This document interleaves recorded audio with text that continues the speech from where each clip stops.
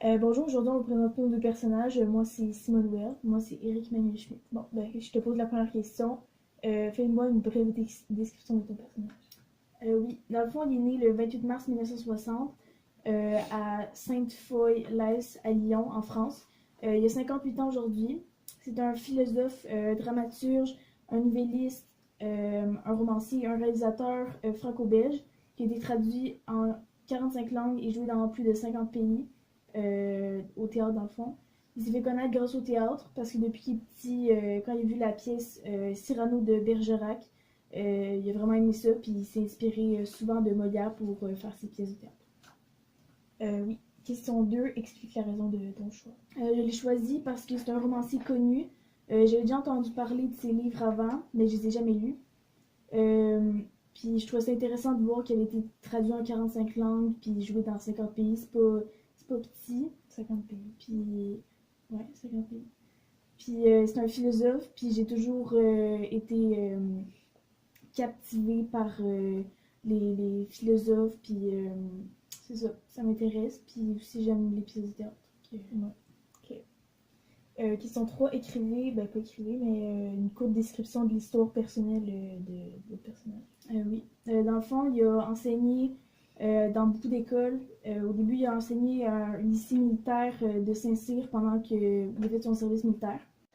Il a fait aussi 2 ans à l'université de Besançon en tant qu'assistant normalien et 1 an dans le lycée de Sherbrooke.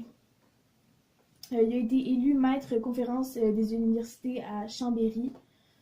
Et le 4 février 1989, il a été perdu, dans le fond, quand il est allé au désert du Sahara. Puis il a raconté que il s'est senti comme si Dieu lui parlait, comme s'il avait rencontré Dieu dans le fond. Puis ça a été comme une expérience spirituelle pour lui. Puis quand il est rentré au désert, il était athée. Puis quand il est sorti du désert, il se sentait comme croyant. Parce que ça a comme vraiment changé sa vie. Puis pour lui, Dieu, c'est comme un guide spirituel. Fait que ça a vraiment tout changé ses façons de penser. Ok. Question 4, expliquer ses actions puis les effets que ça a eu sur la communauté.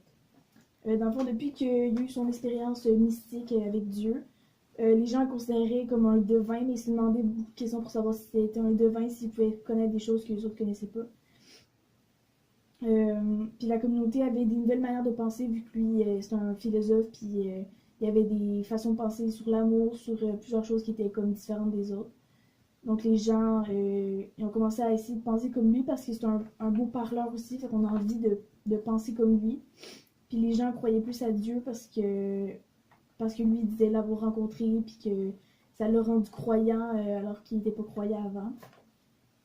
Puis il a même réussi à faire, depuis qu'il avait été dans le désert, il avait réussi à faire des romans visionnaires. Dans le fond, il écrivait quelque chose, puis ça se produisait après. Fait que les gens croyaient vraiment que ça avait marché.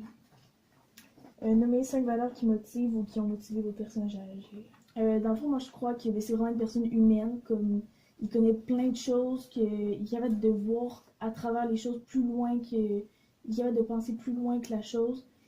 Même si c'est quelque chose de complexe, comme mettons l'amour, j'ai vu une vidéo sur ceux qui expliquaient son point de vue là-dessus, puis lui, il va vraiment derrière les choses. Euh, c'est une personne intelligente, vraiment philosophique, puis dans ses explications, il a beaucoup de respect envers tout le monde. Euh, il donne, il est comme, on peut se confier à lui, comme on a confiance en lui, on le voit tout de suite que c'est une personne de confiance. Il y a de l'écoute, puis il y a le sens du partage aussi. Puis c'est ça, il parle bien, puis on a envie de penser comme lui. Ton personnage, je vais te poser des questions. Oui. Fais une brève description de ton personnage. Dans le fond, Simone Weil, c'est une philosophe humaniste.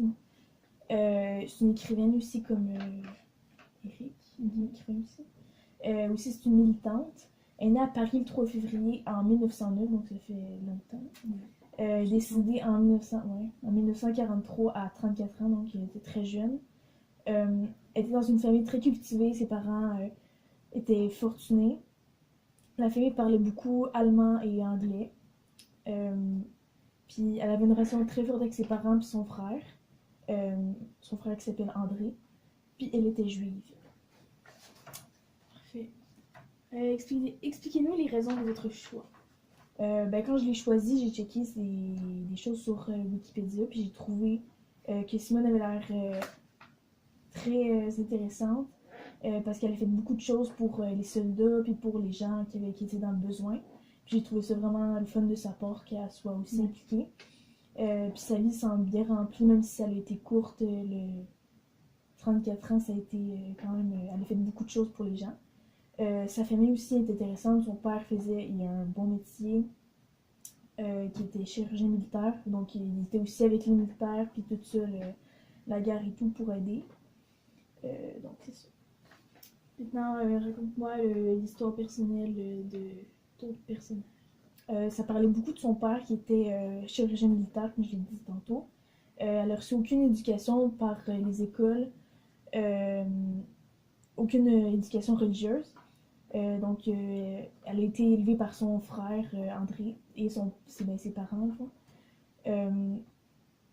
Puis elle avait vraiment beaucoup de compassion pour les malheureux, ceux qui n'avaient pas d'argent, ceux qui étaient pauvres, les, les militaires, puis tout ça. Elle a même elle souhaitait créer aussi un service d'infirmière de première ligne pour aider les gens dans le besoin, et comme un peu son père. Son père c'était plus chirurgien, puis elle avait les aider en tant qu'infirmière. Explique-nous, c'est les actions qui ont eu des effets sur la communauté. C'est un peu tout le temps la même chose. Elle a envoyé de la nourriture à ceux qui souffraient au front. Alors, elle les a beaucoup aidés, elle refusait même de manger pour leur envoyer ce qu'elle devait manger. Elle a passé aussi beaucoup de semaines en Allemagne pour comprendre les raisons de la montée en puissance du fascisme.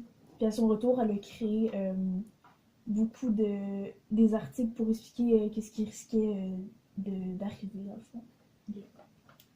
Et donnez-nous les valeurs qui ont motivé votre personnage à agir. Je pense que la plus grande valeur qu'elle a eue, c'est l'entraide. Elle a toujours voulu aider les gens, puis elle a tout le temps été là pour eux, leur donner des choses, les aider médicalement. L'amour aussi, parce qu'elle compatissait beaucoup avec les gens, elle comprenait, elle les soutenait moralement aussi, elle les comprenait, elle était là pour tout le temps avec eux pour les soutenir, puis tout ça. Aussi beaucoup de respect envers les militaires, puis tous ceux qui ont fait ça, parce qu'ils sont forts de faire tout ça. Puis, ouais, ça. Puis sinon, ça pour les valeurs. Ok, c'est tout.